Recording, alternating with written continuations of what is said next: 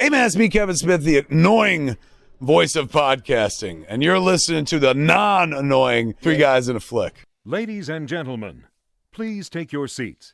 The show is about to begin. So when things in your life become stagnant, you're no longer happy with what you're doing, then you figure out what's important to you.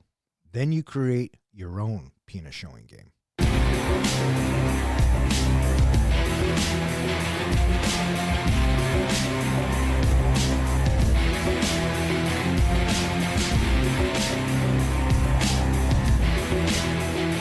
Welcome back. You are listening to Three Guys in a Flick. This is where we review the good, the bad, and the absurd. Tonight's episode, Waiting. Beware spoilers. Coming to you from the kitchen of the Shenanigans restaurant, my name is Don. And to my right, we have our comic book guy, John. Happy to be here. And to my left, we have the professor, Ken. Hello, everybody. Hey, Don, look over here. Oh, God damn it. Is that why we've been playing this game? Did we get this game from this movie? Is that where it came from? Apparently it did. Professor, look. Stop it. Nice bat wing. You like that? If you stretch it real tight, you can see all the veins. Yeah. Tonight we are talking about Waiting. Waiting comes to us from the Bronco Helmet and was submitted by Jimmy A. Jimmy A is also my cousin, and I'm just going to say this one time. He's out of the family. No. It's not that drastic. He's no longer allowed to submit movies. That was close. I will just say this. When I go watch Deadpool, I'm going to see Deadpool as a pedophile. So thanks, buddy. I really appreciate that. Released on October 7th, 2005, Waiting was directed by Rob McKittrick, screenplay by Rob McKittrick, and it stars Ryan Reynolds, Anna Faris, Justin Long, David Koechner, John Francis Daly, Caitlin Doubleday, Alana Ubach, Chai McBride, Louis Guzman, and a bunch of other restaurant employees and rude customers. How'd this movie do, Don? This movie was made for $3 million and brought in $18.6 million. So, I mean, yeah, it's not a great movie, but it was profitable. It was profitable. So, there you go. But boy, it was way down there. That year, it only grossed $16 million. Here's two other movies that grossed $16 million. You have Rebound and The Perfect Man. Have either one of you ever heard of either one of those movies? Yes. Have you? Nope. Rebound is with Martin Lawrence. That's correct. And he plays a basketball coach. Yep. And The Perfect Man is with Ellen DeGeneres. It is not with Ellen DeGeneres. It's with Hilary Duff and Heather Locklear. So I did not know who or what The Perfect Man was. What do you suppose the number one movie was that year? 2005. Was it a Star Wars? No, wait. It's either a Star Wars, a Harry Potter, or a Pirates of the Caribbean. Any thoughts, John? I'm thinking The Perfect Man. The number one movie was Episode 3, Revenge of the Sith. The number two movie was Goblet of Fire, Harry Potter. And the number 3 movie was... No, it was The not. Black Pearl. No, it was not. It was War of the Worlds. Oh. But interestingly enough, way down at number 7, Batman Begins. Yeah? Number 7. I thought for sure Batman Begins would have hit higher on the scale, but it didn't. Yeah, and a quick side note, Batman Begins comes to us after Batman and Robin, so I think people were skeptical. Yeah, it needed to find its feet. And it did. This movie was produced by the guys who brought us American Pie. I felt like there was a lot of American Pie feeling in this. Had you guys seen this before? Have I even heard of this movie before? Well, that's not what I really asked you, but I guess that kind of answers the question. No, I have not. What about you there, Guy? Have you seen it? Had you seen this before? I'm pretty sure I had seen it once before because I had watched a lot of Ryan Reynolds movies. I kind of got hooked on him when I think Van Wilder came out. Mm-hmm. I liked him when he was in, was it Two Girls, a Guy in a Pizza Place or something, or Two Guys, a Girl in a Pizza Place? Oh, was that a TV show? Yeah. That was, right? Yeah, and so I kind of got hooked on him back then. And I remember watching this, and I think the only reason I watched it because it said, uncut version, and I thought, oh, I'm going to get to see some boobies. But yeah, but that was a long time ago. No, but instead I got to see something else that was, was not okay. Why? Why was it not okay? Because what was in it? Oh, well, okay. We'll talk get there. about- Okay. we'll all come right, back to all it. right. All right. Fair enough. So the writer of this film, Rob, big surprise, he actually worked in the restaurant industry. So did Ryan Reynolds, and so did Justin Long. So the three of them had the experience, kind of, the knowledge of what it takes and what it's like. I was wondering, has either of you ever worked in the restaurant industry? I did work in the restaurant industry. I worked at Godfather's Pizza back in its heyday, and it was really jumping at that time. And then after I had a brief stint in there, I eventually did end up working at Dick's Drive-In, and I was there for a year as well. Without naming the restaurant, did anything happen like happened in the movie while you were working there? No. Example, like dropping No. food, picking up the food, putting it back in. and No, People getting pissed for orders being sent back. no, Godfathers and Dicks, no one really sends anything back, right? no. Not typically. Nobody ever sends anything back. I've worked on both sides of that industry, both in the kitchen and on the floor. And I worked at a couple of sit-down restaurants that are kind of like Shenanigans. And let's just say the movie was way over-dramatized, but it does happen. So, Yeah, I wouldn't be surprised by that. And, it just happens when you have younger people that are immature and have a tendency to, you know what, it'd be funny to do this, or I'm pissed off about this, or I dare you to do this. yes, you're not wrong. However, it's not just the younger people. You got people who have been servers for years who, if you piss them off, they're probably the ones you don't want to piss off because they know They're too more. jaded. Yeah. I was going to say, if you go to TikTok, there are tons of videos from back in the kitchens of restaurants of people doing horrible things. Sure. One I just watched recently was some guy was pissed off, so he took all the lettuce for the day and with his shoes on stood on all the lettuce before serving it out to the public. He was fired, by the way. Well, I would hope so. I mean, if you're dumb enough to put yourself on TikTok doing that shit, you deserve to get fired. No kidding. I feel like the life lessons from this is, one, be nice to your food servers, Yes. and two, don't come in 5 minutes before the place closes. Yes. And another life lesson, try not to be a dick. Tip nicely. Yeah. Just common sense. Come on. I know that, and you know that, but I will say this. You're absolutely right. Treat your food servers with respect. And you always roll the dice every time you say something after the food has been dropped. So just keep that in mind.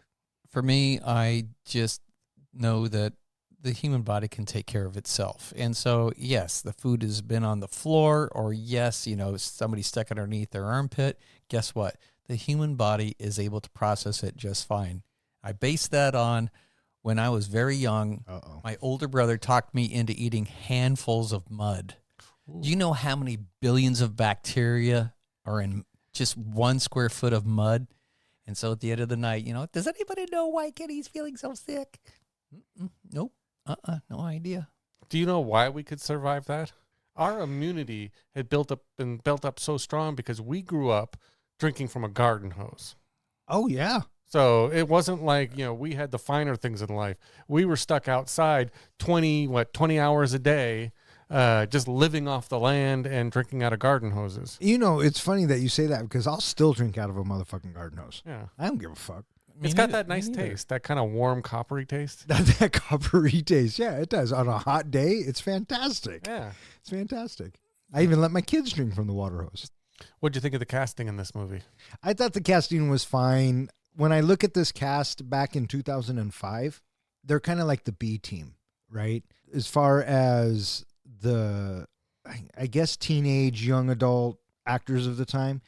Ryan Reynolds is kind of an unknown. Did you know he was fresh off of what movie he made right before this movie? Which was what? Blade 2. Ryan Reynolds. Blade 3, you mean? It was Blade 3 he was in? Yeah. Yeah, I'm sorry, it was Blade 3 then he was in. Ryan Reynolds came off of Blade 3 doing this? From what I read, when he talks about this movie, he said he felt like he phoned it in that he was constantly exhausted all the time because he had literally gone straight from Blade 3 to making this movie. Oh my God, now that you say that, he totally phoned it in. Yeah. If you think back to the performance. What did you guys think of the cast? They were pedestrian. They were okay. Nothing to write home about. I felt like, that's why I had to look up when this movie was made and when it was made in Ryan's career, because I felt like he was almost developing that snarky Deadpool character, that thing that he does almost all the time now, the lines, the things he does.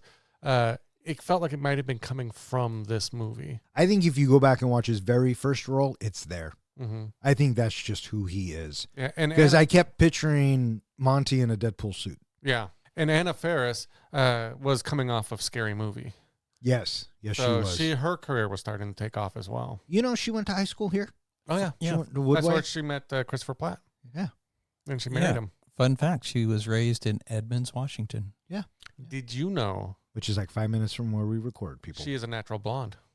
I did not know that. Yeah, she dyed her hair black for those other movies. Well, that in those movies it looked dyed. Yeah. But yeah. Did anybody stand out as doing a great job in this movie? I thought Justin Long's character did an okay job with what he had. I agree. As far as the cast is concerned, even though I said that they were kind of like the B team of the 2000 actors, they all held their own and they all knew their parts. And I will be the first to admit there were parts of this movie where I genuinely laughed. So if they can make me laugh, then they're doing something right. Mm-hmm. Now, let me be clear. It was very few and far between. Professor, anybody stand out in this movie to you? No. No, they were all pedestrian. Yeah. It did feel kind of like what Ryan Reynolds said about him phoning it in. Almost felt like they all kind of just phoned it in just to get a paycheck, or maybe they were all in between gigs. I think that they were right, that they were doing what they were given. Yeah. There's the script, read the script, and that's what they did. Yeah, it just kind of felt like a discount American Pie inside of a restaurant. There you go. You bring up a good point about they did with what, they worked with what they had, with the exception of one actor in this movie. From what I've read, there was no ad-libbing in this movie. I was wondering about that because Ryan Reynolds says something. I forget what he was saying, but I thought, I wonder if he ad-libbed that. No, the only one that did, Dane Cook. That doesn't surprise me. Apparently, Dane Cook came into the project with no script, no nothing. So every line that Dane Cook said was all ad-libbed. Oh. Yeah, well. I also think that watching Monty, this is Deadpool 10 years earlier. Mm-hmm. Creepy Deadpool 10 years earlier. Yeah. Maybe that was his job. Thanks, cuz. Yeah, and that really sucked because, here's a 30-year-old guy that does at the last second decide. Anyway, yeah, it bugged me too. So John Francis Daley, he's our new guy, Mitch. He goes on to have screen story and screenplay for Spider-Man Homecoming. No shit. Pretty wild. I was wondering if I knew him from somewhere. So that's interesting. Yeah. One of the biggest issues with this movie is it was so predictable. You knew that every time he got cut off in this movie that he was going to lose his shit at the end of the movie. You knew he was going to have that big blow up. The two big things, the foreshadowing in this movie is he's going to lose his shit because he keeps, not being able to talk, and they're building up to the GOAT for the game in the end. Right. Can we just get to trivia already? Why, yes, boys, we can get to the trivia. Welcome to another edition of Master Movie Trivia. I am your reigning champ. You may call me the champ. I have compiled 5 questions and 5 questions only to test your knowledge of the movie we are reviewing. Each question could be worth multiple points, so if you know the answer, say it. And please wait until I finish each question. Let us begin. Question number 1. What is the name of the restaurant in the film? Shenanigans. Tie. What are the special ingredients for the sent back meal? Pubic hair, spit, and I don't know the third one. Head lice. Oh, yeah, he scratches his head. Well done. I'm going to give you guys a tie on that one as well. I'm not going to confirm nor deny I've ever been a part of that line, but I'm just saying I kind of laughed at that scene. Question number 3. How old is the hostess? 17 and a half. Yeah, 7. Or 17 and like 3/4. She's a week away from being 18. She's a week, yeah. 17 would be the correct answer. Bonus question. When does she turn 18? 1 week. Judges, I will allow it. Is According to the movie, 8 days? it's next Wednesday. Oh, Yeah, but I'll give it to you. What are the dick showing game poses called? The bat wing, the brain, and the goat. That is correct. As the professor rolls his eyes, he's like, why would I ever want to retain any of that type of information? For a bonus, can I show them to you? no shit. Yes, go. Oh, damn. And question number 5. What was the amount of the tip Dean received at the end of the film? $100. $73. Oh, he's right. Professor is correct. It was in the form of a $100 bill, but you're absolutely right. Right. What was? I can do a bonus for the last question. You want to ask? Okay, so hang on. You have a question for the bonus that you know the answer to. I have an answer for the bonus question that you should be asking. Oh, What's the tip he got the first time that pissed him off? that was $1.96. It's $1.16. I thought it was. No, it was like $1. I thought it was $1.91. Yeah, it was like a couple cents short of $2. Uh-huh. All right, this week the comic book guy edges out the professor. Congratulations, you are one step closer to movie immortality.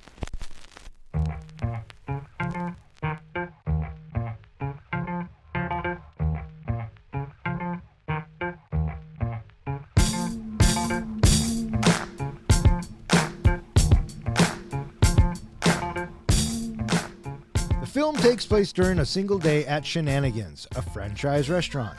Dean, who has been working there for 4 years, learns from his mother that a schoolmate recently graduated from college and has secured a high-paying job in electric engineering. Dean's coworker, Monty, takes a new employee, Mitch, through his training, introducing him to the staff both in the restaurant and kitchen. Monty also shows Mitch the penis showing game, where all the male staff deliberately expose their genitalia to their unsuspecting coworkers, as well as the ways the staff deal with rude and entitled customers. In one scene, food is sent back, which the kitchen staff then gladly contaminate with spit, dandruff, and other unsavory bits. So this movie kind of starts off kind of how I expected it to start off. Well, doesn't it? It starts off at a party and then it kind of ends at a party. Yeah, and thinking back to working at a restaurant, that was very common. You know, everyone would get off shift, they'd go out, and then they do it all over again. So With lots of drugs and alcohol. And I don't know what you're talking about. I never partaked in any, but just having the crew go out and hang together someplace after their shift is done is common. We're showing Shenanigans. did it remind you of the restaurant from Office Space? Yeah, sure. In fact, that's how, when I was trying to get Julie to watch this movie with me, I said, this movie, from what I've heard, is a lot like Office Space, except it's all in that restaurant. The whole day is that restaurant. Yeah, it's like an irreverent cousin to Office Space. Yeah. Sure. Without the flair. Right. But we are introduced to Justin Long's character. Dean is chatting with his mom, and clearly mom is disappointed with Dean's trajectory on where his life appears to be headed. His life choices. Yeah, well, he's 22 and has worked at Shenanigans for the last 4 years, didn't go to school. And he's taking a couple of classes, and I found it kind of respectable. Well, you did, but his mother didn't. His mother wanted him at a 4-year college making lots of money. Yeah, but if he's paying his, like, we don't know for sure, but if he's paying his way through college by working at the restaurant and taking classes when he can, that's respectable. Oh, well, there's no argument there. I'm just saying his mom doesn't think so. Yeah. So, so he's kind of bummed. He goes into work, and that's when we meet Monty and the rest of the restaurant staff. I thought it was interesting the way they paired up Monty with the new person that you mentioned. Mitch. With Mitch was a great way to introduce us to all the characters and how the restaurant works. Yeah, that is a clever way to introduce all of the characters. Mm-hmm. And We get a tour, if you will. yeah, we meet the kitchen, we meet the wait staff, and of course, Ryan Reynolds has these little quips. And what'd you guys think of the whole atmosphere? For me, honestly, the whole opening scenes, all of that was so long and slow that if we weren't reviewing this movie, if I just picked this movie to watch, you know, I don't know what it was a long time ago that I really liked about the movie, but if I had picked this movie just to watch, I would have probably turned it off a quarter of the way into this movie. I would have just stopped watching because I didn't find it funny, and I felt like the game, like Monty was constantly talking about the game and everything. It was just too much. Yeah. They were pushing it too hard. Yeah, I didn't know what to make of the game either because we kept hearing about the game on and on and on. And I'm thinking, I wonder if they're just setting him up so that way he'll do it on his own to everybody else's amusement. It was just a huge build-up. But little did we know the game actually exists. Mm-hmm.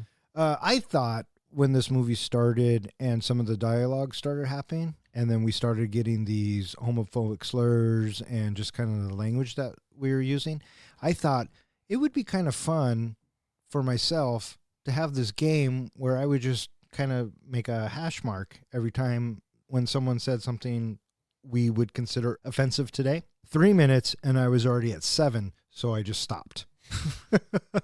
And so that kind of set the whole tone for me, and you kind of have to take it with a grain of salt, and it's cringy now, and I tend to think it was, for me, cringy back then too. What wasn't funny then still isn't funny today. Well, this was a typical, I almost feel like it was a typical 80s movie that was going for shock value, crude language, and just, gross outs, basically. That was the type of humor they were going for in this movie. There was no real point to this movie. There was no, getting from A to B in this movie. Yeah, I don't disagree with that. We have Dean, he's sharing with Monty about his mom, laying on the guilt trip. And then we cut to Monty, how he gets to deal with him having breakfast with his mom. Mm-hmm. And I think that this was probably my favorite scene in the movie. The way that the two of them were going back and forth with each other. I would agree. This was probably, for me, the funniest scene. I can't remember the actress's name, but I know she's from the show Just Shoot Me.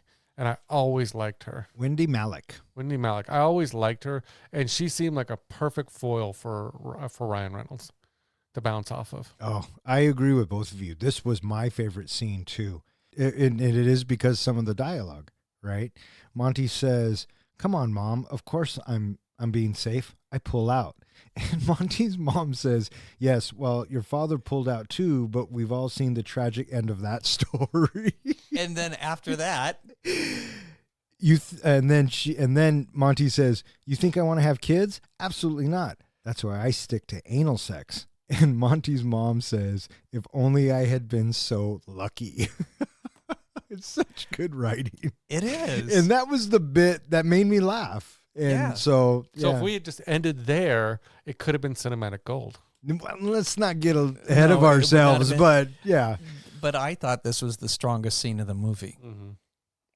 Just having the two of them go back and forth, jab for jab. And so, yeah, I just really enjoyed that scene. Yeah, me too. And so we kind of get an idea of what is happening, and we are in the lunch shift, really. Well, And every once in a while, we'll get tables. But not quite yet, because Dan offers Dean an assistant manager job. And news spreads like wildfire. Yeah, because one of the gals, who was it that walked by? Natasha. It could have been Natasha. Yeah, I think it was. The angry one. Or was it Naomi? What I was think her it name? was Naomi is the angry one. That's Yeah. the one who walked by. Yes. Dan offers Dean the assistant manager role, and he's kind of considering taking it, but then everybody starts to give him shit, which really happens. And we have a little bit where we watch each one of the wait staff dealing with customers in their own way and how they interact with them. Well, it's also interesting that they kind of have given labels to different types of customers. Like, you're going to deal with the foreign language table. You're going to deal with the young cheerleaders. You're going to deal with the rude customer. Yeah. Which is where we get to see the special attention that the kitchen staff gives to that lady not happy with her entree. Well, to be fair, okay, that lady was a little extreme. Well, of course you she don't was. have to be that fucking mean. I'm not condoning what the kitchen did. All I'm saying is I understand. Yeah, but was it Monty that made the quote along the lines of, normally he would feel bad about what they were going to, they're doing to her, but she did fuck with the wait staff. She kind of deserved. She kind of brought it on herself. Yeah, she She was totally being did. overly Yeah. rude. But what did you guys think of the scene when they're passing it down the line? Did it gross you out? Oh, yeah. Did it kind of make you want to vomit? When they put the pubes on the thing, I'm thinking, how is the person going to eat it and not see the hairs in their mashed potatoes? The only bit that really grossed me out was the spit. I don't like the That was whole pretty spit bad. bit. But other than that, I kind of chuckled because you look at Justin Long's face too as we're dollying down the kitchen line, Mm-hmm. and he's just like, oh. Well, Mitch's Ooh. face, too, was pretty bad Yeah. because he's witnessing all this on his first day. Poor Mitch. Yeah. Because he has to get sat in the room and has to watch some stupid video too. I love when Mitch tried to come out of the room, and was it Naomi who says, "Get back in there"? Yeah. We are introduced to Calvin, and he shares his anxiety about peeing in public bathrooms. And this becomes an ongoing shtick, which I don't know. It could have stopped right here after that first time. We didn't need to visit it again 3, 4, 5 times. Yeah, it seemed like a weird thing to write about, Yeah.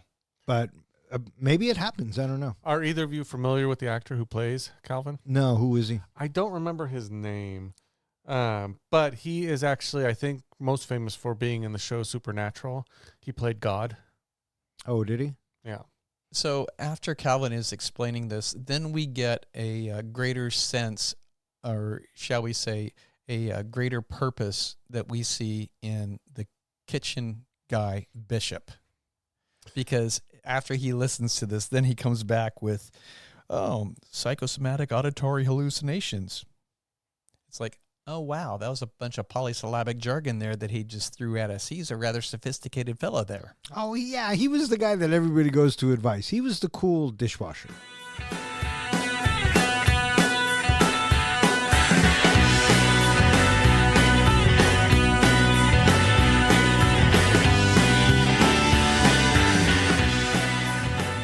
The remaining waitstaff are Serena, Monty's ex-girlfriend, Natasha, the underage hostess who shares a mutual attraction with Monty, Amy, who is Dean's girlfriend, Kelvin, a hopeless romantic who cannot urinate in public, and Naomi, a constantly angry waitress. Managing them is Dan, who offers Dean the assistant manager position in competition to Kelvin. An altercation with a customer who left a pitiful tip to Dean results in Dan demanding an answer from him by the end of the day. As the day winds down, Dean is left on his own during the final hour of business. 2 new guests arrive, one of which Dean quickly recognizes is Chet, his successful schoolmate. Initially annoyed, Dean is humbled by Chet when he leaves Dean $100 for his $30 meal, rendering in a $70 tip. Chet reiterates, "You look like you need it more than me," which Dean had retorted to an earlier customer. Dean is called to Dan's office to give his decision in regards to the promotion and turns it down and to instead return to college for a more promising future. So we're now really getting to know all of these characters. Was there a member, like an employee of this restaurant, that you would just say was, I mean, it's a tough choice, but would you say your favorite character, the one that stood out to you? I liked Naomi. I liked how mad she was and how she just didn't give a fuck. Because that anger and that type of attitude, I kind of was like that when I was a server. You still are. Well, thanks, buddy. And then on the cook side, on the line side, I liked Louis Guzman's character. I thought he was pretty funny. What about you? Professor, did you have one? No. For me, I was thinking Naomi too, because I really liked how she's angry, and I really loved her interaction with Bishop at one point, where, you know, everybody's going to Bishop for all this advice, and he's so profound, and he's like, you know, if you ever want to talk, we can talk through some of your issues and your anger and all that. She's like, really? You would help me? Would you just fuck off? Right. I just loved her reaction and her screams and everything else. She's the one that, if anybody made me laugh in this movie, I think it was her. It was, for me, it was her as well as the 2 busboys. Now, talking about the kitchen staff, you mentioned Louis Guzman's character. He turned me off in this movie with the way he was treating his girlfriend. I mean, just, I don't know. There was something about it, you know, the weird pairing of it. Like, he just felt so much older than she was. You know, the taking the picture in the bathroom, all those little That things. wasn't his fault. That was those two teenagers. Or he knew it that was- was the two busboys that busted in. I think he set it up because you notice right as the picture was taken, he turned and smiled and posed for the picture. He totally gave a thumbs up. So he knew it was going to happen. He didn't know it was going to happen. He didn't know. I think he set it up. Yeah, well. That's why, I'd say they would have done it in the car, but the car got towed. We do have a brief moment where Calvin and Bishop, they're talking, but then all of a sudden, Calvin, he just jumps up on the counter and is like, what the hell? Oh, okay. He was getting Radimus. Yes, so He's doing the Batwing. throughout this, we are getting the game. I like when Radimus is explaining the game to Mitch and he's using the pieces of chicken. So funny. All right, be honest. Out of the three positions, which one have you guys actually tried? None. You're such a liar. What about you? Well, when I'm alone, I like to do the goat. Do you? You can dance around and, just like from Silence of the Lambs. I'm not a hater of the brain. I'm going to be honest with you. So Dinner Rush comes on, and now everybody has to get to work, and everybody has their certain tables. Dean gets a table of a bunch of businessmen, Mm-hmm. and Monty gets the table of the high school girls. You know what my favorite part about this whole movie was? Is you could smoke in the restaurant. I had to look that up because I thought, when did they start banning smoking in restaurants? Most restaurants banning of smoking was around 1999. Wasn't in every state though. So I was wondering, must have been much later in something in one of those states. Yeah, I mean, I was in Virginia a couple years back, and I could still smoke in my hotel room.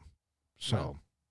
Dean's girlfriend Amy gets the foreign table, and Did she even make a dent in this movie? I felt like she was one of those characters that they could have kept or lost, and it would have made no difference in this movie.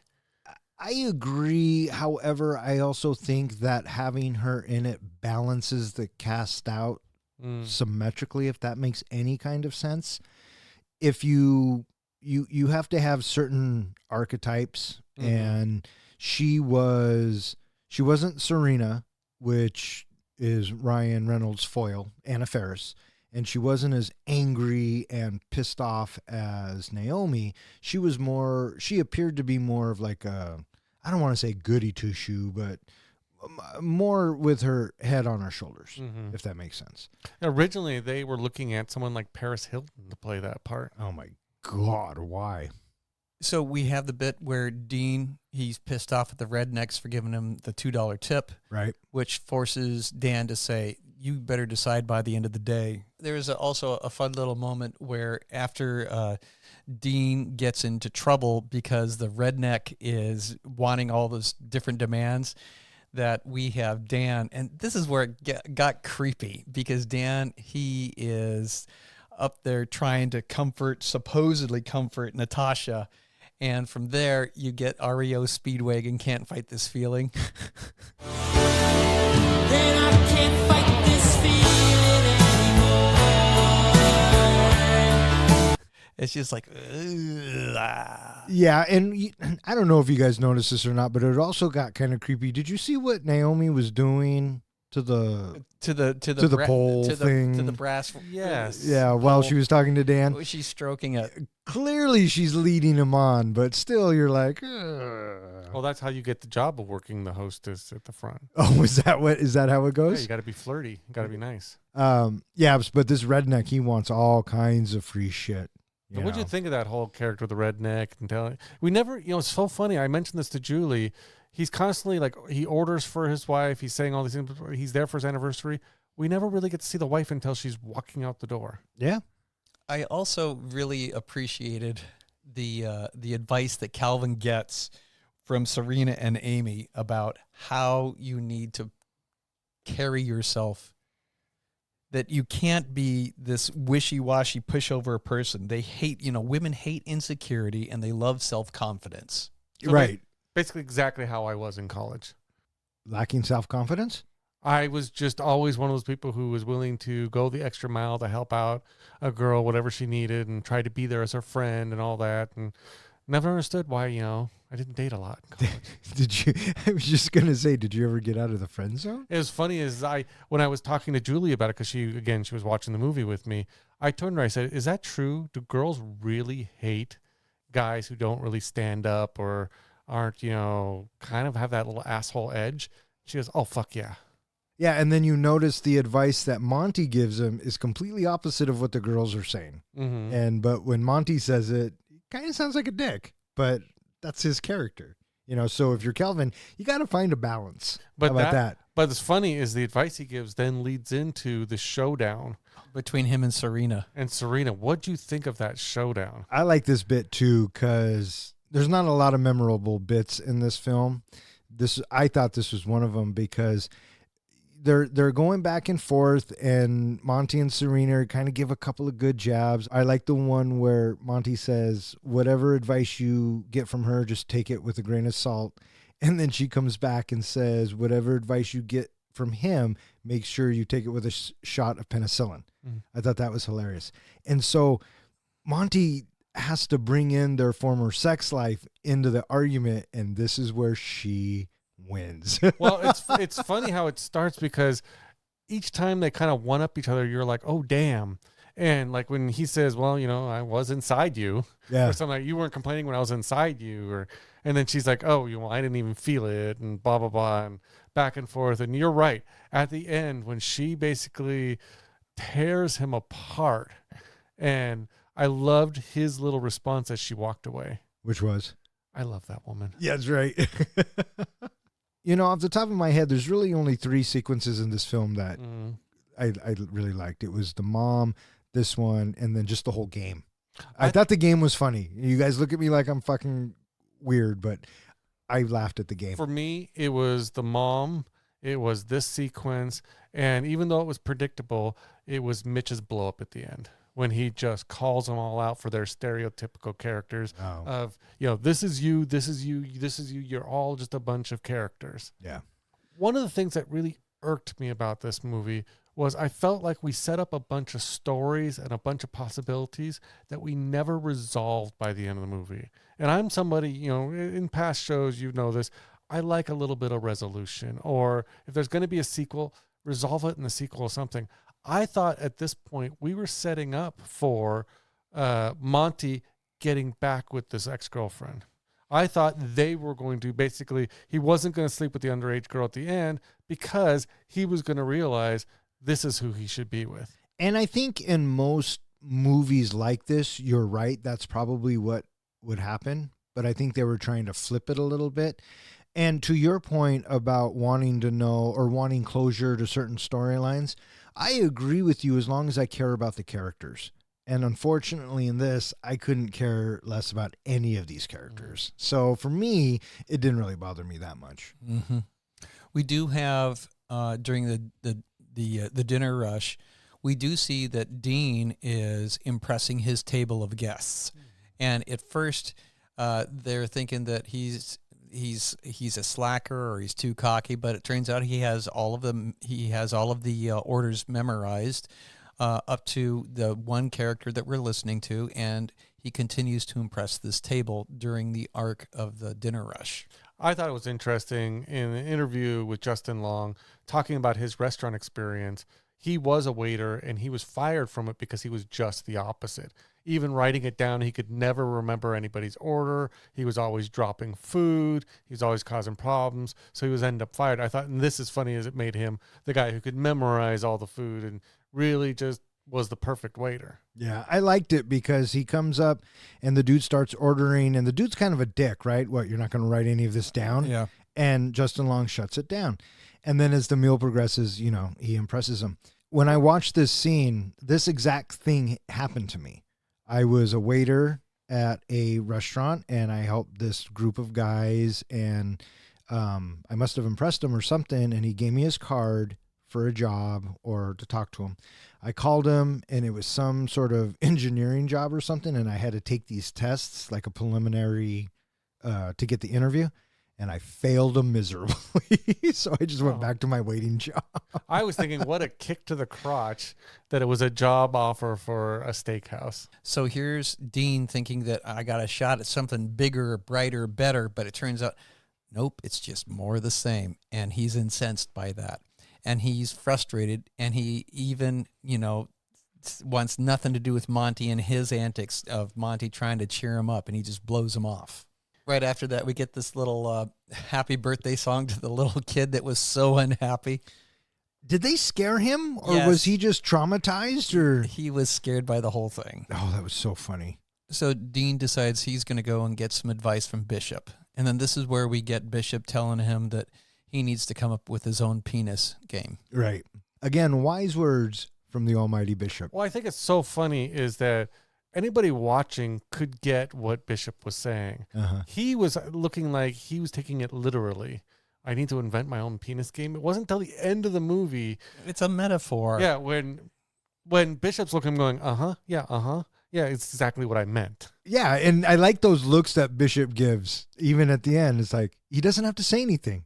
Mhm. He's basically saying them with his face. That's what I said, dipshit. I got to practice that. We get a montage of the evening progressing as they are winding down the dinner rush and they're getting the place cleaned up. Have you ever worked at a job where you feel like customers will come in right at the end and you're just sitting there begging, you're watching the clock and begging, please don't come in, please? Because I've had several jobs that we just stared at the clock for the last probably 30 minutes. Yes, 100%. Both restaurant, retail, anything like that where we're serving the public. Mm-hmm. Oh, yeah. Yeah, 10 minutes before close, you're looking at the door. 5 minutes, the fucking bell rings from the door, and you'd go, fuck! Because you're not going to not do it. I mean, there are places that do it, and they're assholes. Mm-hmm. I get it. You're 5 minutes from being out. Technically, the place is open till 10. I try not to be that guy, right? I've had restaurants where we've shown up late and we could ask them, are you still serving food? And they basically, in not so subtle words of, just pick out your shit and get the fuck out. We also get a little bit that happens where we have Calvin in one bathroom stall trying to, muster the courage to get his urination stream going. And then next door, he's also contending with Radimus and Danielle in the bathroom stall next door. And it becomes a very busy little bathroom for just a moment. Did you notice that what Danielle was saying could be taken, like she was talking to Kelvin? Yes. And that was making him even more and more nervous that he couldn't do it. But I kept thinking, does Calvin know what's going on? Or does he think is he imagining, like he thinks he's imagining it? That's a good question. And I took it as he's imagining Because he it. kept saying, is there really somebody there? Yeah. And then the two busboys kick it open and there's that questionable moment. But Yeah. I guess in 2005, it was okay. What'd you think of those two bus boys, just to bring them up? Oh, so obnoxious. They annoyed me. Yeah, they did.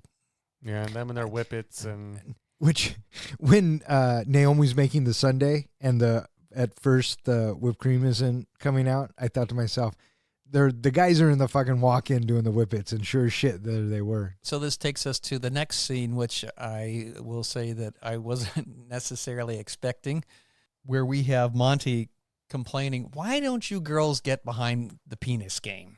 Why won't you participate with this game?" And then we get a surprising shot of Bush.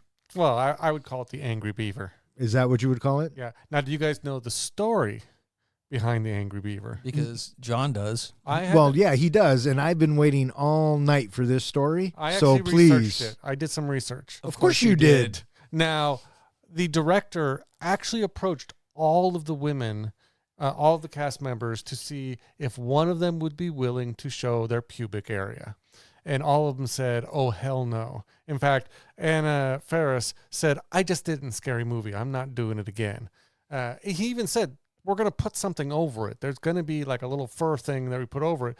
And they were like, no, we're not doing it. I think they all basically said that they'd already kind of sunk their careers of doing this movie. They weren't going to sink any lower. So Naomi, the lady that played Naomi, came forward. She said, I'll do it, but it has to be a body double. So they ended up going to a strip club that was nearby and hiring a stripper to come and do it. And then Naomi made a second request. She said, if you're going to show off this big mound of whatever, then we got to put stuff in it. So that's why I don't know if you noticed when they flashed it, there was stuff in it. It just looked like crumbs to me. Well, what it actually was, which to me almost makes it worse, was cottage cheese and paper clips. Yeah, I don't know why anyone would ever come up with that. And let me see if I understood you correctly. The actress said she would do it, but she needs a body double? They basically, yeah, she said she would be the person to look like she was flashing it, but she wanted a body double of someone else doing the work. I see. So I they see. actually used a stripper from across the street. Sure. Do you know what that thing is that they use to cover the privates called? Yes, and I can't remember what it is. It was like a pelt or a Merkin. merkin. You're correct. Yeah. Which is something, if I ever had a kid, I was going to name him Merkin. Oh, I love that. So Dean is finishing cleaning up while everybody else heads out to the party, and doggone it, wouldn't you know it, 3 minutes before closing, customers. And not just any customers. You kind of had to see this coming. This was another thing that was pretty obvious. You saw it coming, right? Yeah, it was just foreshadowed. Chet comes in, and we had just been talking about Chet earlier in the movie because Dean's mom is saying, that Chet is so successful. Did you ever And notice? Dean was like, fuck off, Mom. And do you ever notice there isn't a movie with a character named Chet where Chet's not an asshole? Was this Chet an asshole? I kind of thought he was, because I kind of thought he was talking down to Dean. I didn't take him as talking down to him. I took him as someone who likes to hear himself talk, and He didn't come across as snooty. Well, he was letting him know what was happening. he made it a point to say along the lines of, I knew you would be here, so that's why we came here. Oh, because he wanted to see him. I don't know. I think Weren't they he was kinda- schoolmates? He was kind of showing off. And then that line at the end of, you look like you need it more than I do. It just, But he doesn't. talking down to him, I felt like. Because It- you should be shown, no matter what people's life choices are, you should still show them the same respect. I agree. However, when he said that, I didn't take it as a snooty way. It actually sounded like he was concerned. Mm. And that's just how I took it. And then because I thought as soon as Chet started talking, I thought, oh, no, this guy's going to be a dick, right? But I don't know. It could be seen both ways, I suppose. I think once you have Chet from Weird Science, every Chet after that has been a dick. In the meantime, we have Natasha and Dan chatting about, how do I get to the party? They never seem to give me the address. And did you guys think she was setting him up? I honestly thought she was setting him up. I was hoping, because what kind of like reputation would she have if she gave the boss the address to the real party? Well, not only that, but I got to bring it back to she's 17, and he's clearly way older than Ryan Reynolds. But she's showing a lot of interest in him. But because you're right. Is she flirting with him because she's interested, or is she flirting with him, like I said, so she can keep the hostess job? I think she was flirting with him just to fuck with him because she sends him to the redneck's house, obviously. That's what I think too. Because I think had they gone the other direction, that would have been way too far over the line. And she, At least in my book. and she did throw in at the end, and I'll probably be drunk. Yeah. Yeah.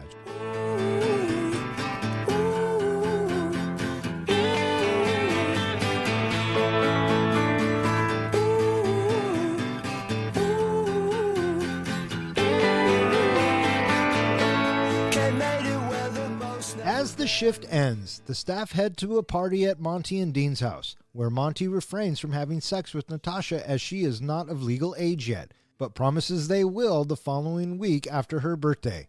Mitch, who had been unable to speak all day largely due to Monty's interruptions, finally rants in regards to the entire staff and quits. Prior to leaving, Mitch exposes his genitals in the form of the goat, which head chef Radimus had said earlier would grant him instant god status. Monty declares his allegiance to Mitch, having now replaced Dean in his absence. Roll credits. In a post-credit scene, Dan is showing arriving at the customer's house who Dean had insulted earlier, incorrectly believing it was the location of the party. The customer angrily demands from Dan the milkshake he was promised earlier. Roll credits. So now this is the ending, pretty much, and we get to the party. Did you think that Monty and Natasha were going to seal the deal? No, because I was still waiting for him to get back with the other waitress. Oh, that's a good point. You said that. I really thought that basically he would, decide, I don't want her, I want this other lady. Yeah. I didn't think that they were going to do it. Yeah. Yeah. But, throughout the entire film, Justin Long's character references that Monty does in fact sleep with high schoolers. Yeah, they said, even I think Anna Faris's character even said that he had been sleeping with high schoolers. Yeah. So I kind of don't like the guy, Yeah. which is bittersweet for me because it's Ryan fucking Reynolds. Yep. Thanks again, cuz. But we also find out that Dean decided to quit the job. He's walking away from shenanigans. Yeah. He had a ray of hope, I guess, or he decided he was ready for something else. Which brings up another unresolved point for me. Dean's character, his kind of resolution was he quit, so there's his whole thing. Well, then the question now brings up, who gets the manager job? Who did that go to? And I thought they were leading up. I don't know if you caught all the little bits, but throughout the movie, Naomi is making comments about the way things are done in the restaurant. She talks about the wait, the cook should be doing it in this order and the wait staff should be doing it in that order. And everything is just the scheduling is all fucked up. It should be done this way.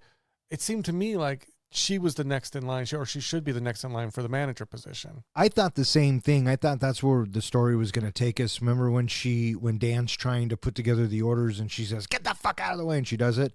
I thought that then they were going to swing that toward her being the assistant manager. Yeah, I thought Dean would say something like, "Why don't you give it to her?" Yeah, but then they go the other way, and I guess Calvin has been in the running the entire time.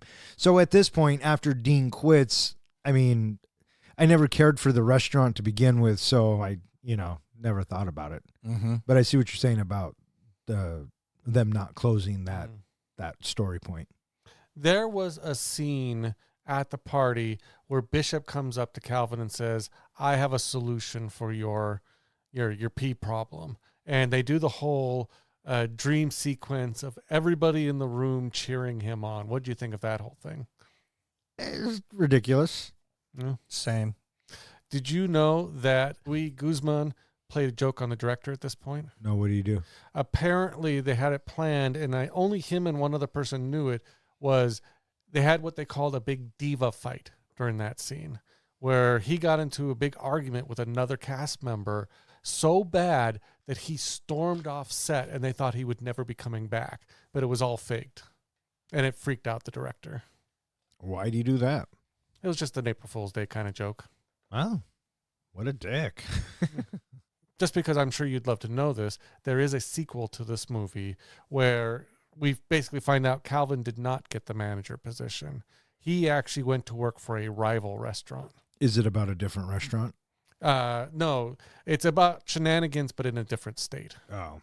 We get one last little bit where the story has Mitch completely erupting at everybody in the room, and he just lays into everybody about what type of a first day at work he had.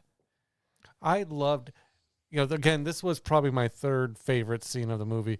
I loved when he goes through it all, and then he points out Dane Cook's character and says, "You're the fucking worst." And he's like, "What the hell did I love?" Yeah. First of all, he turns around and he looks at the people behind him to see who he's talking to, and he's like, "What the hell did I do?" Yeah. It was a good rant. And like you had said, John, you could see it coming.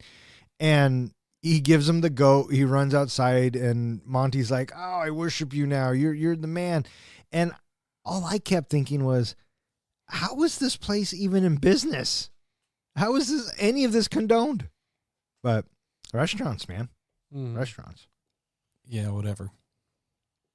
There was one more scene after the credits. If you got all the way to the end, there was a rap sequence, like video. Did you guys watch that rap video? Yeah, I let it run. It was with the two bus boys. Yeah. It was funny for about 5 seconds, and then it got old. Yeah, and they actually, if you listen to the rap, they talk about things that happened in the movie, things like that. But yeah, it was pretty bad. Yeah. What did you guys think of when Dan showed up at the Rednecks? Did you guys see that happening? No, I wasn't expecting that at all. I knew he wasn't going to the party, but I didn't think he was going back to the Rednecks. Well, but it makes sense because Naomi had to take down all of his information to get him his stuff. That's exactly my thought too. I didn't know where he was going to end up, but I knew when we got to the credits, there still had to be something more because they had to have some kind of, setup for that. Where did he show up? And I didn't click for me, but you're absolutely right. When he shows up at the Redneck's house, I thought, oh, that's right. She took down the address because they were going to mail him all those things. Yeah. So that did make sense. Little, it wasn't as funny as I thought it would be, but Well, the Redneck wasn't that funny to begin with for me. And I like David Kocher. If they had taken out that whole thing of him flirting with the girl, I don't think he was that bad of a boss throughout the whole movie. No, he struck me as a very typical manager Yeah. of a restaurant. Yeah. You know, It almost felt like you were watching the show The Office, and he just was the overall boss. and that's waiting. Welcome to a new segment we like to call Face the wheel.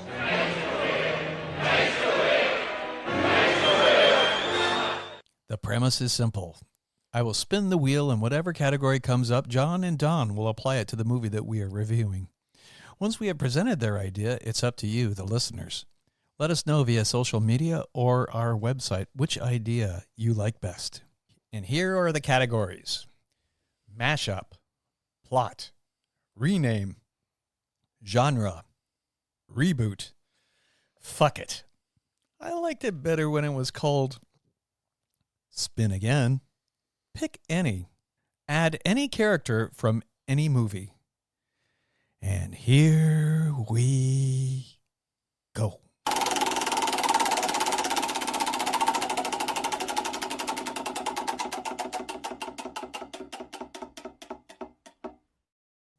And we have mashup.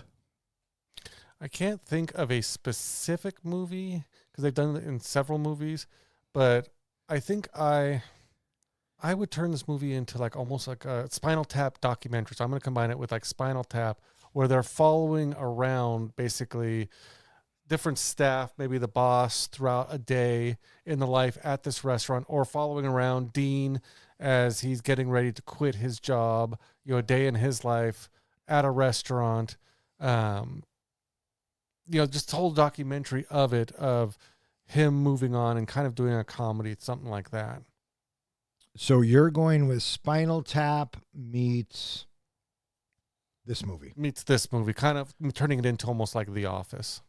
So more like a mockumentary. Yeah, basically a mockumentary, day in life of a waiter. All right, so you would turn this into, so you're mashing it up with Spinal Tap mockumentary. Okay. I could mash this up with, fuck, dude, I don't Jaws, even know. Rocky, yeah, Rocky. Mad Max. Okay, you know what? Okay, I got one.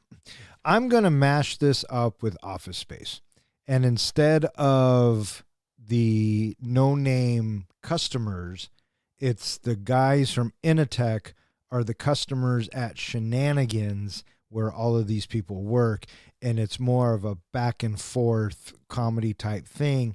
And instead of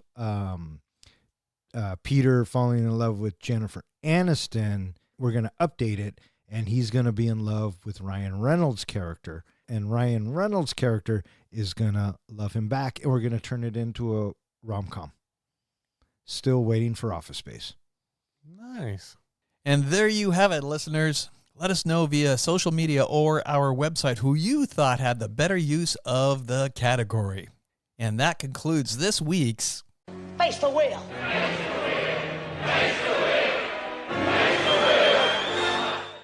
All right, what do you guys think? Are you guys ready to rate this flick? I'm ready to rate this flick. John, are you ready to rate this flick? Did Naomi have a really angry rabid beaver? I like that one. Hey, Professor, how do we do our ratings? We do our ratings on a scale of 1 to 5 fucks. 5 fucks is a movie that we think is cinematic gold. A 1 fuck movie is a movie where you get done watching it and no, I'm never watching this again. And what's a 0? A 0 fuck movie is where you get done watching it and you turn to your partner and you say, oh, for shit's sake, what the hell? Why did you make me? I want 1 hour and 34 minutes of my life back. Or in other words, we just don't give a fuck. I swear to God, that's exactly what Julie said after watching this movie. All right, since I picked this out of the Bronco helmet, I will go ahead and go first. Waiting. I kind of wanted to like this movie because the cast didn't bother me. I really do like Ryan Reynolds.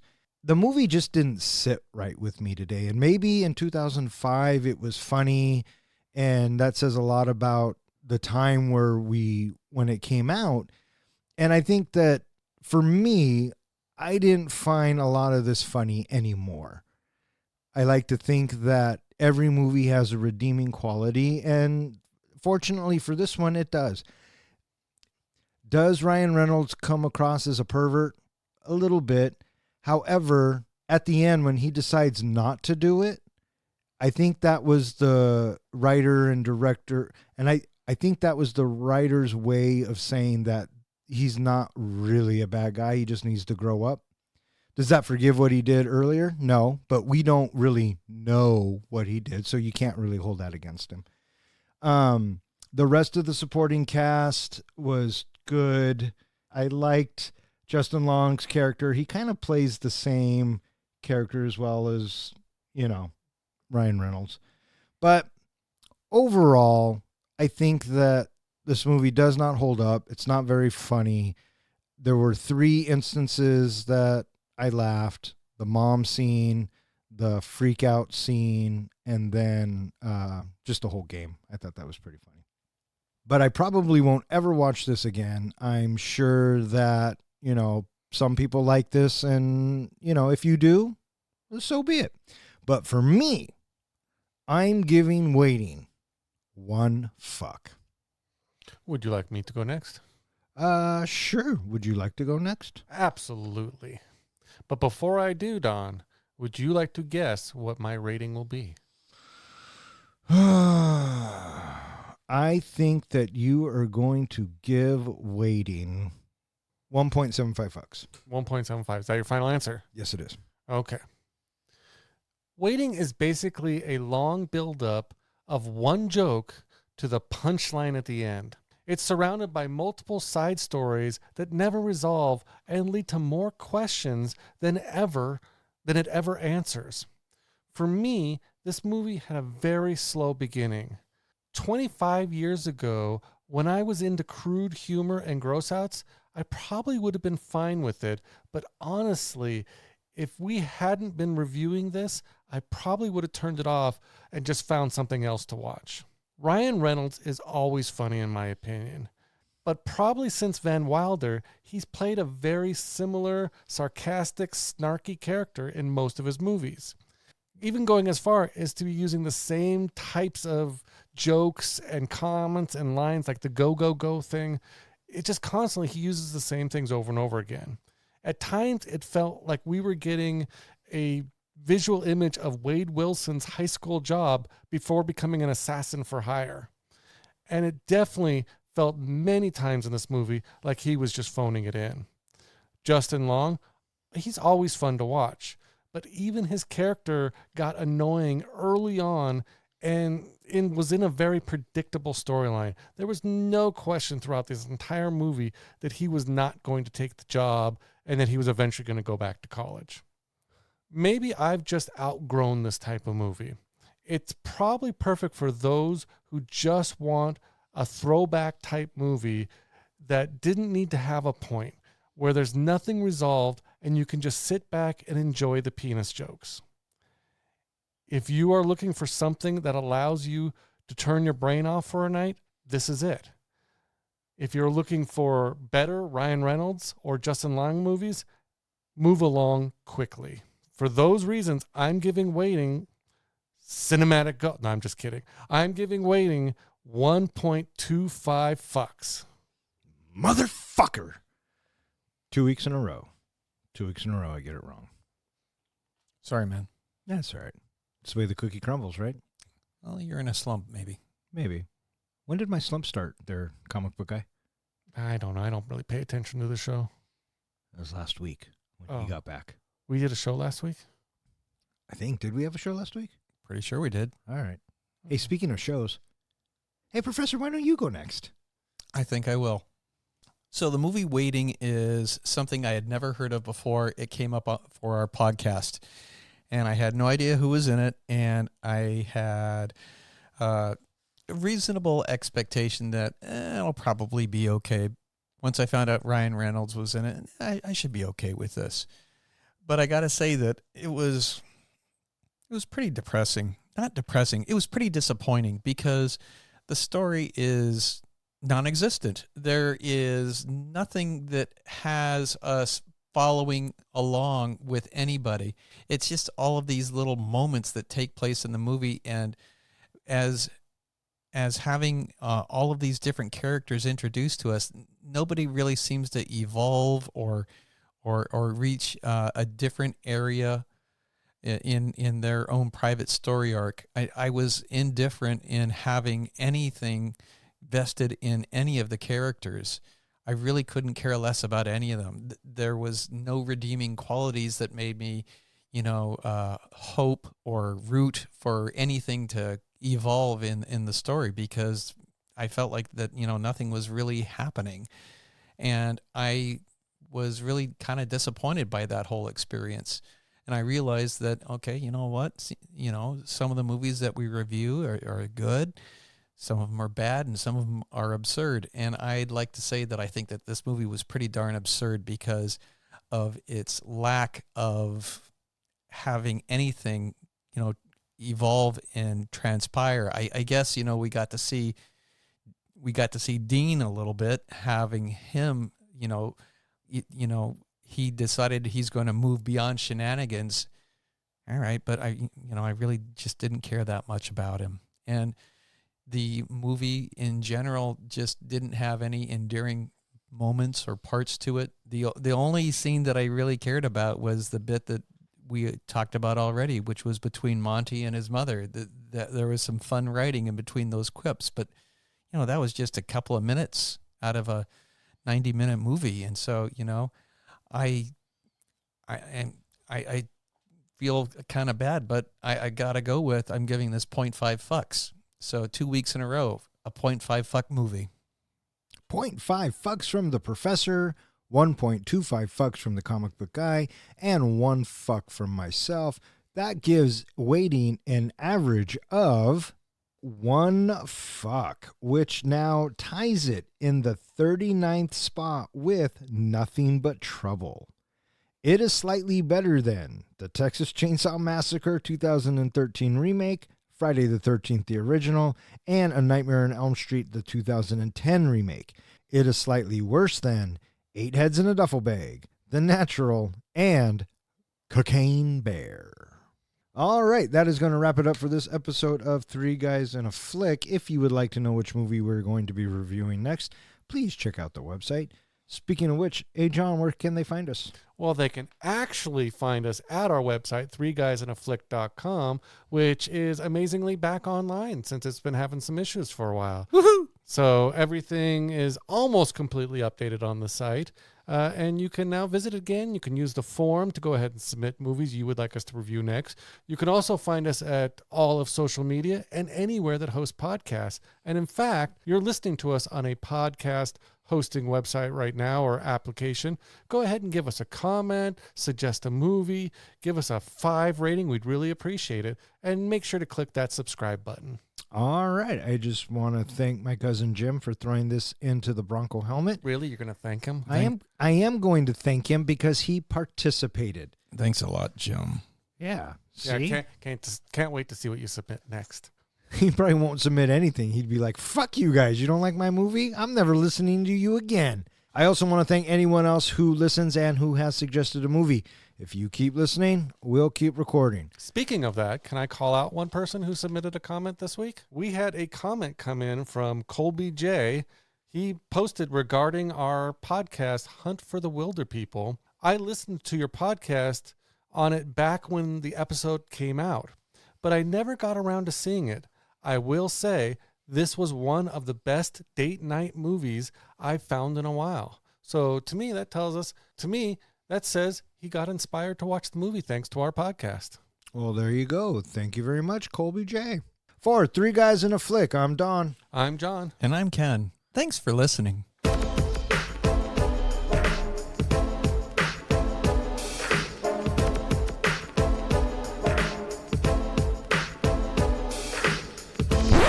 You're struggling, living off ramen noodles. I'm in my Lexus, finger banging poodles. You call me a busboy, I'll bust you 3 times, slice you 3 times, slice you 3 lines, and make you squeeze them. I feel like you want to word vomit all over this movie. So why don't you just go ahead and then I'll just piece it together, and every once in a while I'll add in me and Ken and I going, yeah. You just take clips from other shows. Yeah? No, that's way too much fucking work, dude. Fuck that. Do I even want to know how this movie did? Yeah, I mean, you don't have to. You know what? Fuck you. Ask me. How'd this movie do, Don? So I did not know who or what the perfect man was. So I got 1 out of 2. Neither does your wife. Oh. It's a traveling kind of theater show called Puppetry of the Penis. Yeah. You ever been to it? No. I was dragged to it. I have seen it. I'm sure you were. I don't know if the word dragged was actually. No, he was first one out the door. Yeah. Come on, let's go. Go. Go. I took a friend and his wife to see that show with us as well, and she went home and tried all the puppetry. How does she have a penis? Professor's looking at me like, what the fuck did you just say? Yeah, well, you always go to Predator. Oh, do you know that? This movie and Terminator. Oh my God, you always go to the Terminator right after the Predator. So, all right, what do you got? I actually had 3 that I came up with. All right, fire away. Okay, the first one, because the original movie is called Waiting, Mm-hmm. I have Coming. Oh, that's good. I have Anticipating. Ah, And I thought my best one was Servicing. no, not bad. Now, Not bad. I will throw in, I did not come up with Coming. That was Julie. I love that you give credit where credit is due. The only thing that I came up with, and it's so generic, I just came up with squirting. Not bad. That could work in a restaurant movie. Oh, it can work in any Because environment. You could be squirting the ketchup. You could be squirting Mustard, mayo, Exactly. yeah. On a human body. Yeah. or a hot dog, or things like that. Stop! You're turning Professor Red over here. Now I'm thinking about condiments. All right, may all of your days and nights be filled with happiness. All right, fuck off. Good night. I love when your cunt is balled up and Bruce Willis. Nick and T-Dog, motherfucker, we the illest. Peace out, bitch ass motherfuckers. Get the fuck out my fucking face.